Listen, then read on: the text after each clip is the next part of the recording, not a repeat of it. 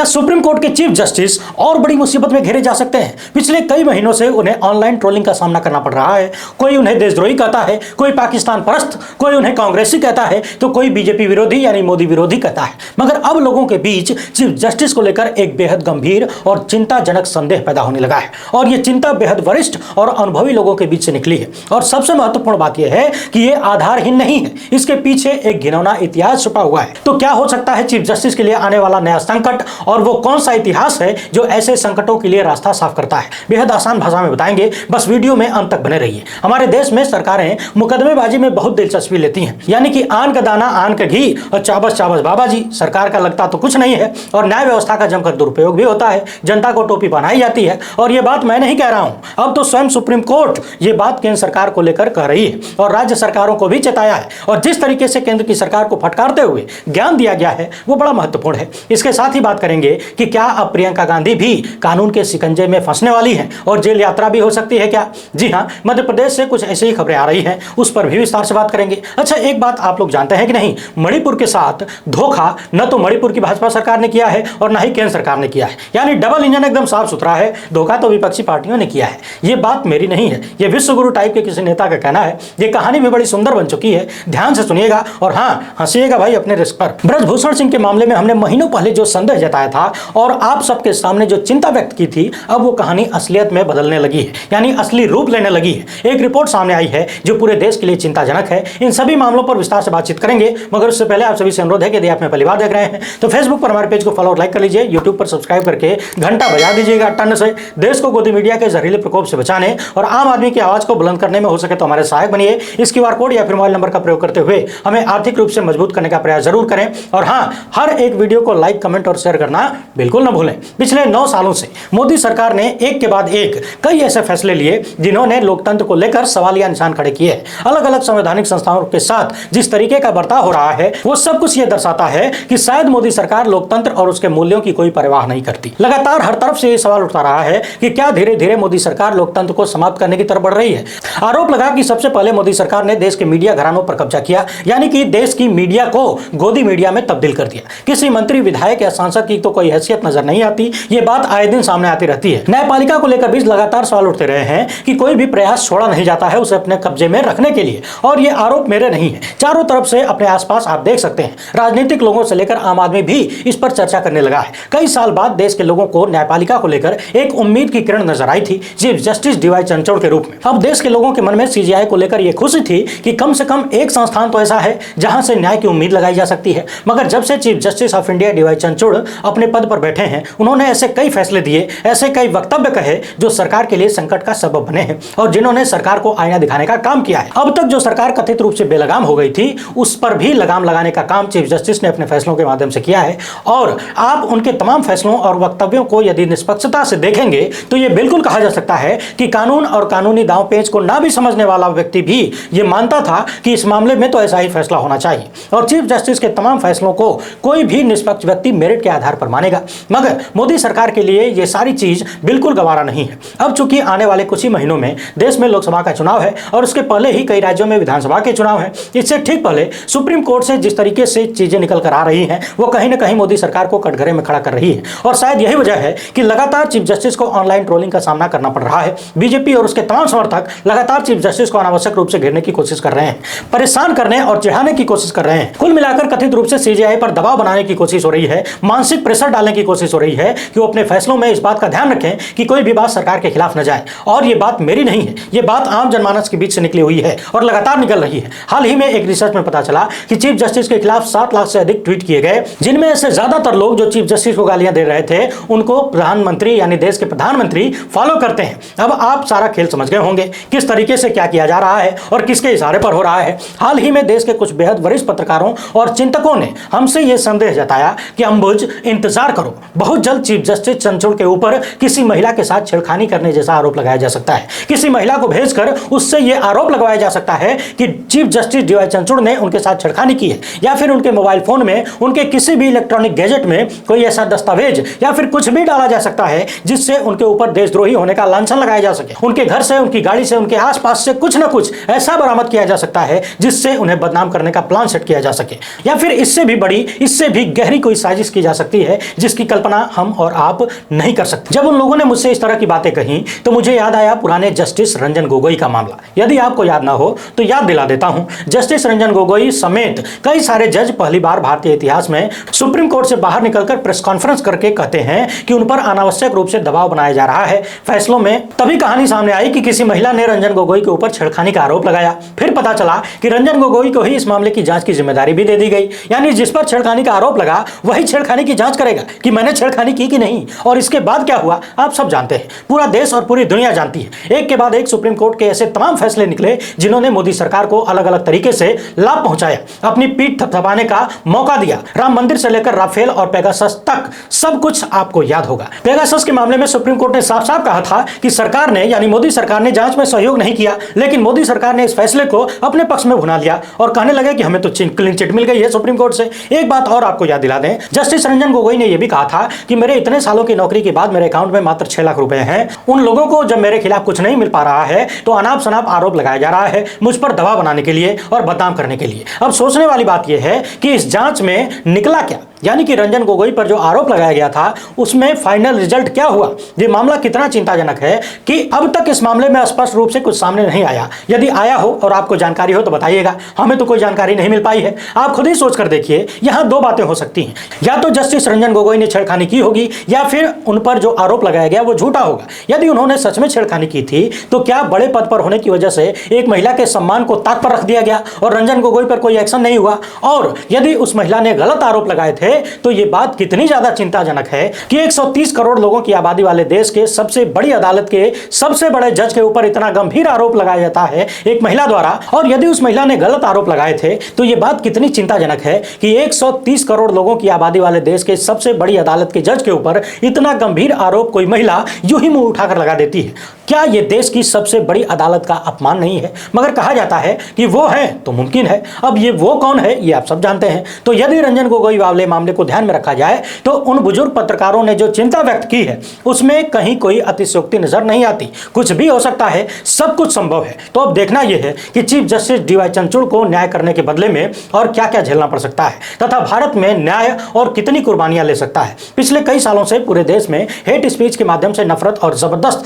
कड़वा माहौल बनाने की कोशिश की जा रही है। गोदी मीडिया से लेकर तमाम नफरती नेताओं तक सब के सब एक ही सुर में आए दिन जहर उगलते रहते हैं, उल्टियां करते रहते हैं। सुप्रीम कोर्ट से लेकर अनेक अदालतों ने कई बार हेट स्पीच और हेट क्राइम को रोकने के लिए टिप्पणी की है, आदेश भी दिया है। सुप्रीम कोर्ट ने तो यहां तक कह दिया कि सरकारें निपुंसक हो चुकी हैं जो हेट स्पीच को रोक नहीं पा रही हैं। आखिर ऐसे कितने न्यूज एंकर्स को ऑफ एयर किया गया जो टीवी पर बैठकर नफरत फैलाते हैं। इसी क्रम में एक बार फिर से सुप्रीम कोर्ट ने कहा है कि हेट स्पीच और हेट क्राइम किसी भी रूप में मंजूर नहीं है। केंद्र सरकार ऐसे मामलों को रोकने के लिए कमेटी बनाए। हाल ही में आपने देखा हरियाणा के नूह में दंगों के बाद से कई तरह की हेट स्पीच का मामला सामने आया, जहां पर सरेआम एक वर्ग के आर्थिक और सामाजिक बहिष्कार की बात कही जा रही थी, आह्वान किया जा रहा था। ये मामला जब सुप्रीम कोर्ट में पहुंचा तो सुप्रीम कोर्ट ने केंद्र सरकार को एक कमेटी बनाने का आदेश दिया है और कहा है कि इस तरह की चीजें पूरी तरह से अस्वीकार्य हैं। भविष्य में ऐसी घटनाएं ना हो इसके लिए मैकेनिज्म बनाने की जरूरत है। हमें इस समस्या का हल निकालना होगा। देश का एक राज्य मणिपुर पिछले 3.5 महीनों से चल रहा है, मगर जिस तरीके का बर्ताव भाजपा के डबल इंजन की सरकारों ने किया है उसे देखकर ऐसा लगता है कि दोनों इंजन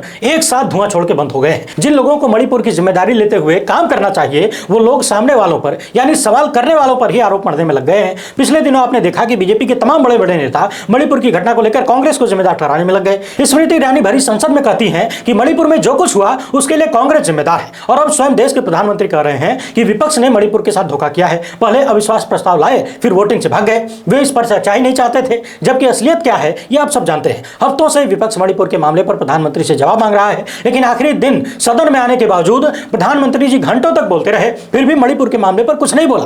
तब तक नहीं बोला जब तक सारे विपक्षी सांसद संसद छोड़कर चले नहीं गए। और अंत में जब विपक्षी सांसदों को लगा कि मणिपुर पर कुछ नहीं बोलेंगे तो उन्होंने बायकॉट कर दिया। और जैसे ही विपक्षी सांसद संसद छोड़कर बाहर निकले, प्रधानमंत्री जी मणिपुर के मुद्दे पर 2-3 मिनट तक बोल दिए। यह अलग बात है कि उनके बोलने न बोलने में कोई फर्क नहीं था। हालांकि इस मामले पर हम पहले भी चर्चा कर चुके हैं, मगर देखने वाली बात यह है कि किस तरीके से उल्टा चोर कोतवाल को डांटे वाला खेल किया जा रहा है। पिछले 9 सालों से देश की हर एक समस्या के लिए कभी कांग्रेस, कभी गांधी परिवार तो कभी नेहरू को जिम्मेदार ठहराते आ रहे हैं देश के प्रधानमंत्री। लोग आज भी समझ नहीं पाते हैं कि सत्ता में कौन बैठा है? जो 9 साल से बैठा है वो हर समस्या के लिए दूसरों को जिम्मेदार क्यों बता रहा है? क्या उनके हाथों में कोई ताकत नहीं है? वहीं मध्य प्रदेश में एक नया मामला तूल पकड़ने लगा है। पिछले दिनों कांग्रेस के कई नेताओं ने ठेकेदार संघ के एक पत्र को शेयर किया था, जिसमें यह दावा किया गया कि मध्य प्रदेश के हाईकोर्ट की ग्वालियर बेंच के मुख्य न्यायाधीश को एक पत्र लिखकर 50% कमीशन की शिकायत की गई है। इस लेटर के अनुसार मध्य प्रदेश में बिना 50% कमीशन दिए कोई ठेका नहीं मिलता है और पेमेंट नहीं मिलता है। एक तरफ कांग्रेस 50% कमीशन वाली सरकार का तमगा मध्य प्रदेश भाजपा को दे रही है, दूसरी तरफ बीजेपी के तमाम नेता इस पत्र को फर्जी बता रहे हैं।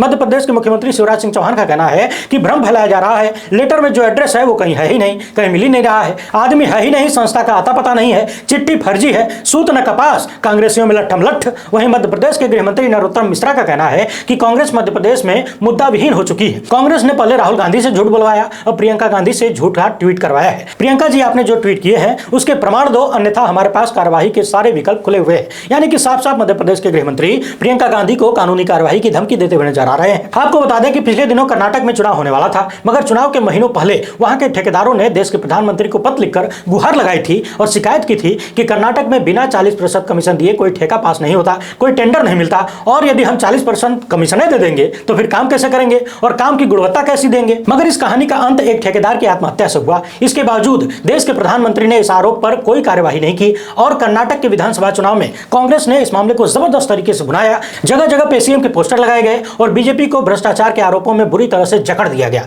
इस प्रयोग के सफल होने के बाद तत्काल बाद खबर आई कि कांग्रेस वही टैक्टिक्स मध्य प्रदेश में भी अपनाने वाली है। कुछ दिन बाद ही मध्य प्रदेश में भी ऐसे पोस्टर दिखने लगे जिनमें भाजपा सरकार पर 50% कमीशन के आरोप दिखाए गए। और हाल ही में एक कथित ठेकेदार संघ का पत्र वायरल किया गया, जिसमें मध्य प्रदेश के हाईकोर्ट के मुख्य न्यायाधीश को पत्र लिखकर राज्य में 50% कमीशन की शिकायत की गई। इस पत्र को कांग्रेस के बड़े बड़े नेताओं ने, कई बड़े बड़े नेताओं समेत प्रियंका गांधी ने भी शेयर किया था। अब बीजेपी का कहना है कि दिग्विजय सिंह और कमलनाथ ने केंद्रीय नेतृत्व से झूठ बुलवाया है, प्रियंका गांधी के खिलाफ लीगल एक्शन लिया जाएगा। वहीं बहुत सारे लोग ये भी कह रहे हैं कि क्या राहुल गांधी के बाद अब बीजेपी के रडार पर प्रियंका गांधी आ सकती हैं? क्या उन्हें भी कानूनी शिकंजे में फंसाने का प्रयास किया जा सकता है? वैसे प्रियंका गांधी किसी सदन की सदस्य तो है नहीं, सदस्यता तो जाएगी नहीं, जाहिर सी बात है, जो है ही नहीं वो जाएगा क्या। मगर बीजेपी में 50% कमीशन का आरोप हाल फिलहाल में होने वाले विधानसभा के चुनाव में गंभीर संकट पैदा कर सकता है और शायद इस संकट का आभास बीजेपी के बड़े बड़े नेताओं को भी है। इसीलिए इस मामले पर इतना त्वरित संज्ञान लिया जा रहा है। आप अक्सर सुनते होंगे कि किसी भी मामले को अटकाने या लटकाने के लिए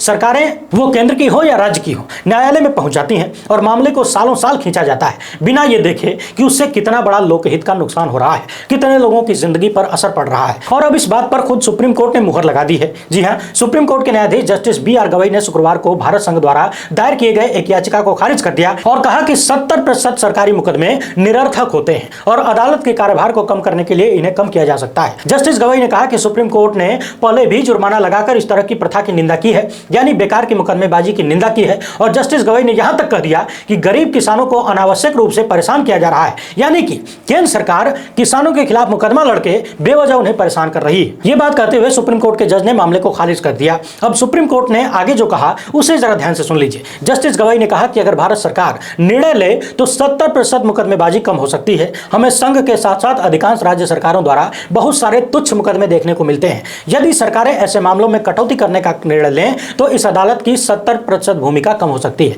यानी कि जस्टिस गवई ने साफ साफ कहा कि यदि सरकारें, अलग अलग सरकारें और केंद्र सरकार बेमतलब की मुकदमेबाजी रोके और उसमें कमी लाए तो अदालतों का 70% बोझ कम हो जाएगा। पिछले दिनों ऐसे कई मामले सामने आए जब अदालतों ने कहा कि सरकारें गैर जरूरी मुकदमेबाजी करती हैं, ये भी नहीं देखती कि उसमें अपने ही देश की जनता के हितों का नुकसान है। आप अक्सर इस तरह के आरोप सुनते होंगे कि जब किसी भर्ती परीक्षा या फिर किसी भी मामले को लटकाना होता है तो सरकार उसमें मुकदमेबाजी खेलने लगती है और फिर तारीख पे तारीख मिलती रहती है। ज्यादातर समय पर सरकारी वकीलें नहीं पहुंचता है, सरकार का वकील नहीं पहुंचता है और तारीख बढ़ती जाती है। एक तरफ तारीख बढ़ती है और दूसरी तरफ सरकार का काम चलता रहता है। और जब कोई पूछ ले कि फलाना भर्ती का क्या हुआ, इतने साल से क्यों अटकी है, तो सरकार साफ साफ कह देती है कि मामला न्यायालय में लंबित है। पिछले दिनों भाजपा के सांसद और कुश्ती संघ के अध्यक्ष ब्रजभूषण सिंह पर महिला पहलवानों ने यौन शोषण का आरोप लगाया था। लगातार वे कार्रवाई की मांग कर रही थी, धरना देती रही, मुकदमा तक दर्ज नहीं हुआ। अंत में सुप्रीम कोर्ट जाने के बाद चीफ जस्टिस ने FIR दर्ज करने का आदेश दिया। FIR तो हो गया, मगर FIR के बावजूद कोई कार्रवाई नजर नहीं आई। कम से कम वैसी कार्रवाई तो बिल्कुल नजर नहीं आई